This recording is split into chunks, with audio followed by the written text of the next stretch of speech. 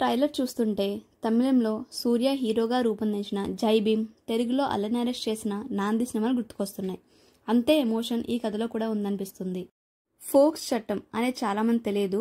మొన్న ఈ మధ్య జానీ మాస్టర్ అరెస్ట్ వల్ల బాగా ట్రెండ్ అయింది. సో కోర్టుపై ఆసక్తి పెరగడానికి అదొక కారణమని చెప్పాలి. ఇంకా ట్రైలర్ చూస్తే ఏమర్థమైందంటే, ఒక పెద్దింటి అమ్మాయిని ప్రేమించినందుకు గాను ఒక కుర్రాడిపై అతని తండ్రి కక్ష పెట్టి ఫోక్స్ వంటి పలు కఠినమైన సెక్షన్లు కేసు పెట్టడం ద్వారా ఆ తర్వాత అతన్ని 70 రోజులకు పైగా పోలీస్ స్టేషన్లో పెట్టి చిత్రహింసలు పెట్టడం జరుగుతుంది. ఇది తెలుసుకున్న ఓ కుర్ర లాయర్ అంటే మా ప్రియదర్శి గారు ఆ పిల్లోడు నిర్దోషి అని ఇలా నిరూపించాడు. అందుకు అతను చేసిన ప్రయత్నాలేంటి, ఈ క్రమంలో అతనికి ఎదురైన సమస్యలేంటి అనేది మిగతా కథ. ప్రియదర్శి ప్రధాన పాత్రలో నేచురల్ స్టార్ నాని నిర్మాణంలో కోర్ట్ అనే సినిమా రూపొందిన సంగతి అందరికీ తెలిసిందే. సీనియర్ హీరో శివాజీ కూడా ఇందులో అత్యంత కీలక పాత్ర పోషిస్తున్నారు. కథలెన్నో చెప్పారు అనే పాట కూడా సూపర్ హిట్ అయింది. టీజర్ కూడా మంచి రెస్పాన్స్ వచ్చింది. ఈ మూవీ ఈ మార్చ్ 14 రిలీజ్ కాబోతుంది.